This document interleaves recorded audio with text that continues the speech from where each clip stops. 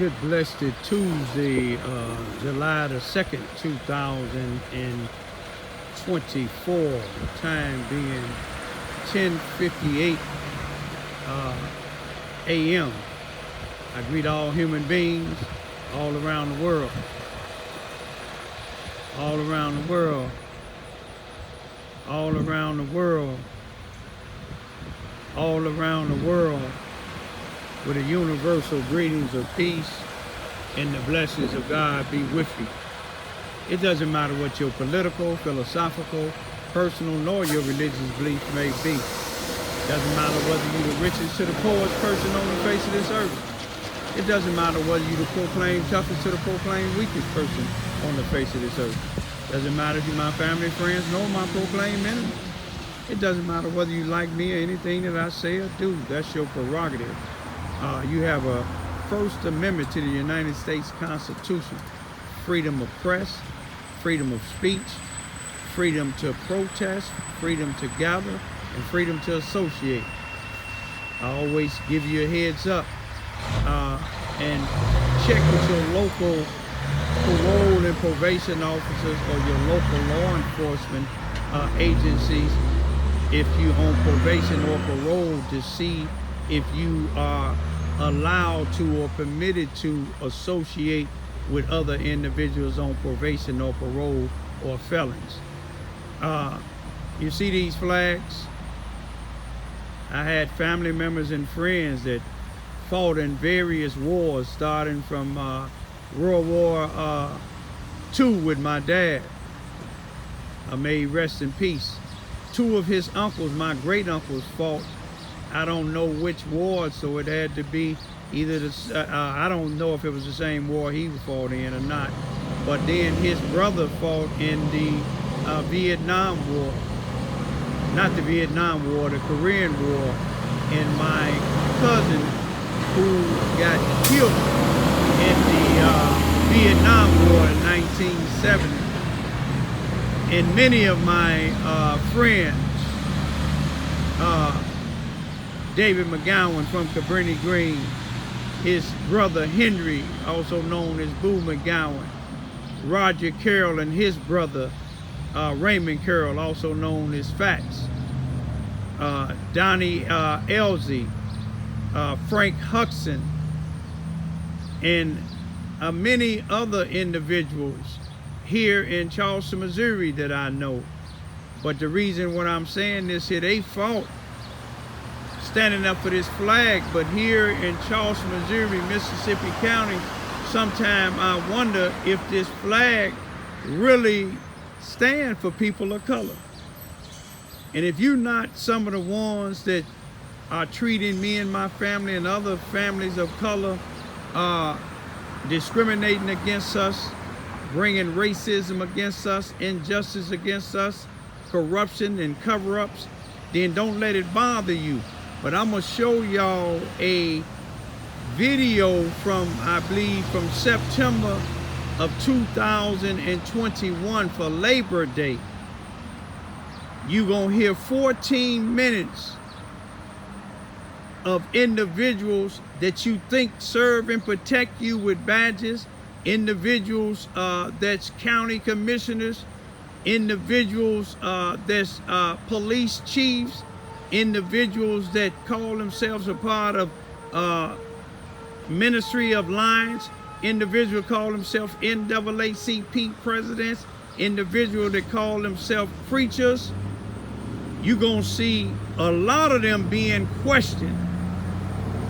They didn't know the Underground Railroad, RRR, Raymond Research and Recovery, CIA, Christian in Action, MIA, Muslim in Action, had somebody sitting right there videoing the whole thing.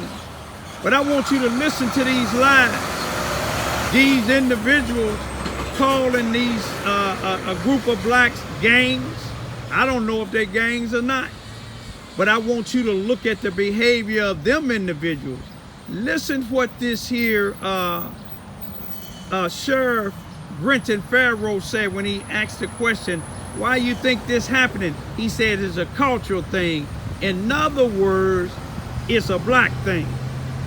You would also hear him say that him and his staff,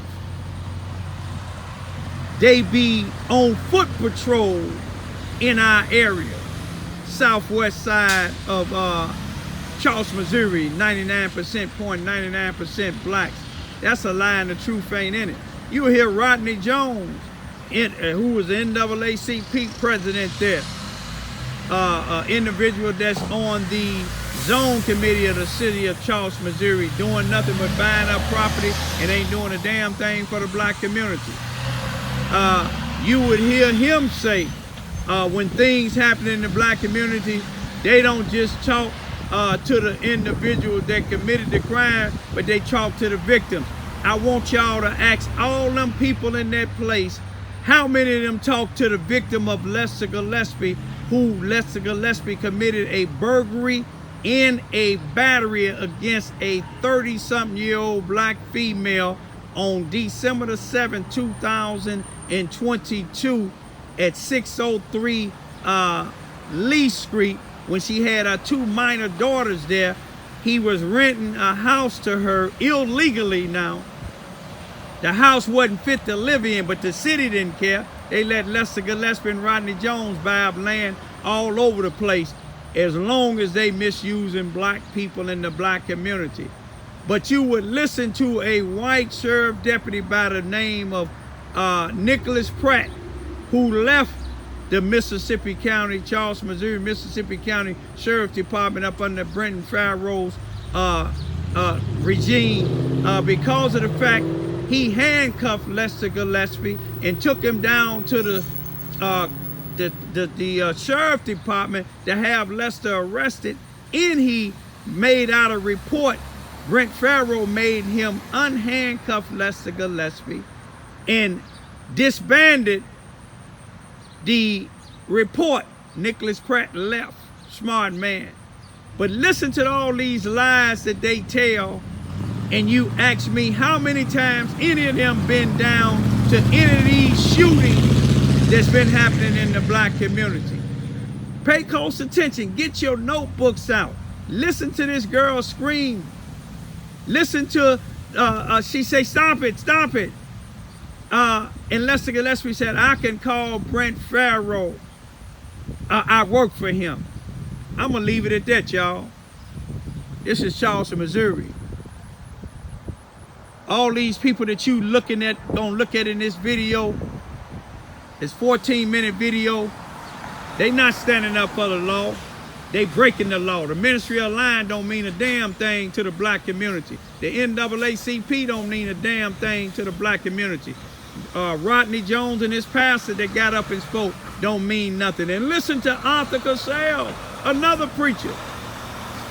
He said that they used to have gang members that would take care of all of this stuff, but guess what he said they had? They locked up. You know why they locked up? Because them same gang members was donating money to Arthur Cassell Church, Elder Steve Betts Church, Rodney Jones, and all the rest of them. They was donating these dope dealers, drug dealers. You see what I'm saying? They children's is taking over. But now they locked up from the feds. You know why? Because these people that you see, gonna see in this video, the Sheriff Department, you'll see the Chief of Police there. They letting these people, they work hand in hand with these drug dealers. They don't let them go on the other side of the thing. You ain't gonna see them in Hill House Park.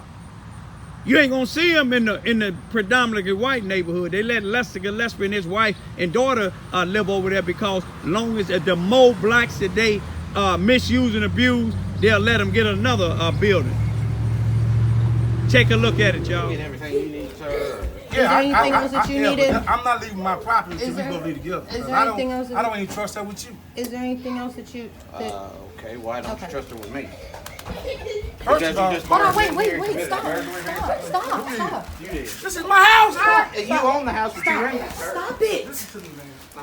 Fred. Yeah. Okay, go on and do what you're going I'm to do. going to do what I'm doing. I'm taking a report. Yeah, and I'm going to call Fred. You can call Brent. Don't do that. Don't do that to him, because he ain't even done nothing. No, This is what you're doing. You getting on to that door 'cause everybody. she's in the way. But you getting She on was to standing behind us, everybody. so you committed an assault. You getting on to And a everybody. burglary because you can't go into your house if you've rented it to somebody. Let me tell you what happened, sir.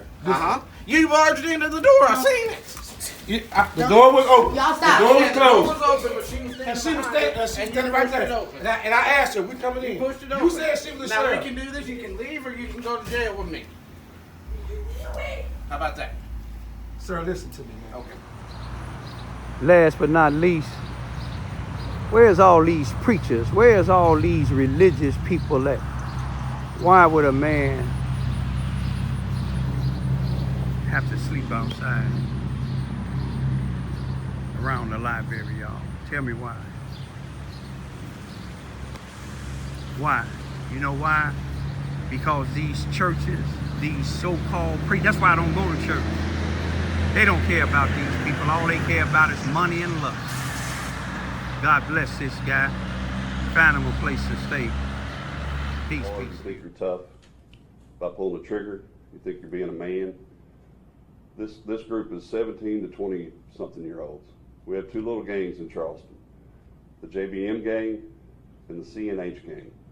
JBM stands for just about money. The CNH stands for NCH, no chasing hoes. So you go all your life and you go be a man, and that's the two best names you can come up with for your gang. That's pathetic. Well, we're just taught, we're tired of you running down Charleston. Your family names are ruined. The good people won't talk to us because they're scared of you. But I'm letting you know right now, right here, in front of this camera, in front of God and everybody and all these witnesses, that me and my department aren't scared of you. We've got the good people's backs. I wish the good people would talk to us. But by the time we're done, we're not going to put up with it. You think you're hard, you think you're a man, but you're not. And your little girls and your little boys out there running around in your Hellcats and doing burnouts and shooting, it's unacceptable in Mississippi County or any town in this county. Especially when it's at a family event. There were 1,000+ people with mamas and babies. And when the shooting occurred, mamas were dragging babies through the ditch across 62, which is a major highway through this area. It's lucky nobody got run over. I personally had to go look for a mama or an autistic son who got away from his mama, lost somewhere in the crowd. So it's just lucky with all these shell casings that nobody else got hurt more than they did. But I'm letting you know right now, you little gangbangers, you little boo things, you little bay things, it's unacceptable. I'm not putting up with it, and I know the good people are tired of it too. So if the good people want to work with this department, we're here for you. Just call us, come by, we'll meet you somewhere. If you don't want to put your name out there, we're here for you. Anybody else got anything they want to say? Chairman, President? President Rodney Jones, I'll let you have the floor. Thank you. Good morning. My name is Rodney Jones. I'm the NAACP president here in Charleston, Missouri. And I stand in agreement with the sheriff and the city of police department. And we stand today to say we're tired of the senseless violence in our community. And we want this to stop. There's help. There's plenty of clergy in this city, plenty of organizations that can give you the help that you need. And we just want the violence to stop. It's senseless. Especially at these family events where we have families here with their children trying to enjoy a simple car show or whatever event it may be. We just asking you today, please stop. Seek help, and we're here to help you. Just call us anytime. Commissioner, you want to say Just to, as a backup to the sheriff's department, the commissioners stand behind your department with whatever regulations, ordinances that need to be enacted to help you. Like I said, the three of us are very much inclined to look at all options of how we can facilitate to from our perspective, what we can do to help you. Director, you want to say anything? Good. Pastors, y'all want to say anything? I'm Pastor Steve Betts, and the president of the Charleston Ministerial Alliance. And we just want to say to our sheriff, our chief, and all of the people in Mississippi County, Charleston especially, that we're here to support the events, but we're also here to support law enforcement. And whatever we can do, we're willing to do it. Thank you, sir. All right, so as you can see, a a lot of us are not happy with what's going on in this town, and I think we've come to a point where the good people have had enough. So we're going to stand together. We're going to work going forward together. Like Mr. Jones said, anything we can do to make it better, we're going to do that. If that includes law enforcement or community events or community policing, we're willing to do that and work with the community to do that. So thank you all for being here. Yes, sir. Chief, can you please talk to me about when you do catch these individuals and the individuals that are committing these crimes, how are you going to prosecute them to the extent of the law? Like, what are these guys looking at? What do you want to see happen? Well, these two individuals are currently facing 4 charges of armed criminal action and 4 charges of assault first. So our job is to basically gather the facts and present the case to the prosecutor. And then that goes up to the courts. So wherever that goes after we get it, I want them prosecuted to the fullest extent of the law, but that's not up to me. That's what I want. But between the laws that are coming down from the state of Missouri, I understand there's trying to be a reduction in recidivism, but sometimes that doesn't happen. I understand trying to help teenagers that have kind of lost their way. I get that. But sometimes you have to be accountable for your actions. Now, whether that's a breaking down of the family structure or the communal structure, or whether they're intimidated by law enforcement or they're not. This shooting happened 20 yards from my officers, standing there, walking through the crowd, participating, interacting with the community, but this happened 20 yards away from them. So they obviously don't care that law enforcement was there. And that's my question is, what message do you want to send to these guys that have their buddies out there and they think it's cool and they're doing it again? You know, because it's kind of brazen to go to an event like this and put thousands of people's lives in danger. So to the guys that got caught, what message do you want to send to their buddies that may think, oh, well, we still need to retaliate or we need to do that? Don't do it. I mean, the simple answer is don't do it. I mean, make better choices for yourself. Think about your family, think about your friends, think about your family reputation, think about your reputation, but that's what they're doing. They're wanting to have street cred, which is short cred. I mean, that's a short life. Go back and get an education. Do better with education. Make better life choices instead of going down this path. It's short money. It's a short line to nowhere. Mr. Jones, you know, we come from a community where for the longest time it has been with civil rights and Martin Luther King and march this and say that. But one thing the chief said that rang with me is community leaders being at these events. Do you plan to make both of you a pastor as well? Do you guys plan to try to show up to more of these events? And because being in the community and saying that you're NAACP or saying you run a church, unfortunately, that doesn't resonate with kids these days. It just doesn't. So one thing that Chief was saying is be more visible, be more active. It's kind of like within the church. It's easy to preach to the individuals that come, but the ones that aren't coming are the ones you need to touch. So I kind of feel this way about these kids. As Chief was saying, do you guys plan to be more visible at these events in the community so you can actually reach out to these kids before an incident like this happens? Yes, sir. The short answer is yes, we plan on, and we have been at these events. We participated. This community is close-knit, and we try to be at all these events to show our support, to give these guys directions, and always let them know that, hey, we're here, we're in this community, we live in this community, we want this community to be safe, and we want it safe for everyone. And then after an incident like this happens, and it's been released, whether it's the families that of the guys that commit the crime, or the families of the victims, do you guys ever, or I'm just asking to, do you guys take a second to reach out and say, hey, because one thing that Chief was saying is that not just tarnishes this community, but it tarnishes the name of the families of the people that you guys know or their grandparents, you know what I mean? So do you guys ever try to reach out and try to help them and try to break this chain of negative events that's happening in Mississippi County? Yes, sir, we do. We often reach out to families that's been affected, and as well as the ones that committed the crime. We reach out to those families as well. because it's important to show support across the board.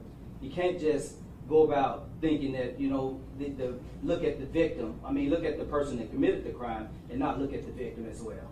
And, or where they came from. And then my last question is, how do we break this? Being community leaders, how do we stop this?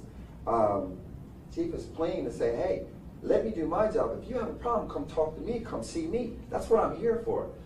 Don't do it yourself. Because now you're putting a lot. So I'm asking you guys, how do we break this negative chain of events that's putting your families in danger, their lives in danger, and the community in danger? What do you suggest? I think it's going to come down to communication, cooperation, trust. We as law enforcement officers have to be in the community more as well, go into these community events. It's a two-way street. If we want them to talk to us, we have to go be with them too. My office we've been doing foot patrol and running around over there and trying to be more active in the community. But we're preaching to the choir right here. We are a small knit community. Everybody knows everybody. So if they don't feel like they can trust us enough to come talk to us, or they're scared enough to be retaliated against, hit us up any way you can. Through a community leader, you don't have to come here direct. We're a small enough town. You can get word to us, and then we can handle our business on the law enforcement side and bolster up people on the community side as well. From the church perspective, Pastor Cassell, Pastor Mooney, part of the Ministry Alliance, within our congregation, we talk. We're open. We do go to the homes. We do know individuals that may be having some challenging moments for whatever the reason may be, but we are here to let them know we can support you, but your behavior, if it's negative, is unacceptable. So we're just all trying to find a way to keep the community safe. And for you guys that live in the community, does the community feel unsafe? Do individuals living here, are they in fear because this happens? Unfortunately, I'd say yes right now, but some of this is culture-based. Because at the end of the event, we had it roped off looking for shell casings, and there were guys there still on scene outside the ropes, yucking it up, laughing, having a good time, drinking their beer, like no big deal. So until some of the people in the community understand and realize that this is not acceptable, like the pastor said, and we all come together, they're part of the problem. They're part of the problem. Well, I just think that that's my angle, just so you guys know, is that not just the police, not just the sheriff's department, but the community and community leaders are sick of it. It's gonna be a concentrated effort. It's a multifaceted approach from different angles. Because I'm from the law enforcement angle, they're from the civil rights and community, they're from the religious angle. So there's different angles to this issue that need to be addressed, that can be addressed if we all come together and work together. And another thing that really has to take place as we've done in the past is these gang members, some of them, when they get to the point where they are responsible for each other themselves, there's members of these gangs out here that does not go along with the shooting and the violence. Yes. And we can reach those members and have them to hold the other ones in that gang responsible. That tends to help also. So it's identifying those leaders, because they do change. The ones that were leaders before, they're pretty much gone. A lot of them moved, some of them in jail, but those leaders tend to hold other ones accountable, and that tended to help in the past. One thing that I don't recall you addressing really quick, was why? Why did they do that at that event? Do you have any idea why? No, I can only speculate. There were some events leading up to this event that we think may have precipitated the shooting, but we can't say. It's a personal choice. Why do we do anything that we do? It's a personal choice. When you pull that trigger and that bullet comes out of the gun, you made an active choice to do that. I can't speculate to why. I really can't, because that's an individual choice. Why those young men feel the need to pull guns and act hard and do the things they do. Maybe it's, I don't know, maybe like he said, nobody's holding them accountable. Maybe they've God knows, maybe they don't know what to do with their life. I don't know. But I just know that we're, as a community, are tired of it, and we're going to stick together and try to. Did you get everything you need, sir? Yeah, anything else that you needed? But I'm not leaving my property until we there- go leave together. is 'Cause there I don't- anything else that- I don't even trust that with you. Is there anything else that you? Okay, why don't Okay. you trust her with me? First Because of all, you just Hold on, barged in wait, here and wait, committed a stop, burglary. stop. You did. this is my house, huh? You own the house, but you rented it, sir. Stop it. Listen to me, man. Uh-huh. Fred. Yeah. Okay, go on and do what you're I'm gonna do. going to do what I'm doing. I'm taking a report. Yeah, and I'm gonna call fire. You can call Brent. Don't do that. Don't do that. Don't do that to him because he ain't even done nothing. No, This is what I- you're doing. You getting I on opened to that door 'cause he was everybody. in the way. But you She getting on was to standing behind us, everybody. so No, you committed an assault. You getting on to And a everybody. burglary because you can't go into your house You're if you've get- rented it to somebody. Let me tell you what happened, sir. Uh-huh. You barged into the door. I seen it. The door was open. Y'all stop. The door was Yeah, the door closed. was open, but she was And she standing was behind it, standing and you right pushed it there. open. And I asked her, we coming in. You pushed it open. You said she was a Now we sheriff. can do this. You can leave, or you can go to jail with me. How about that? Sir, listen to me, man. Okay.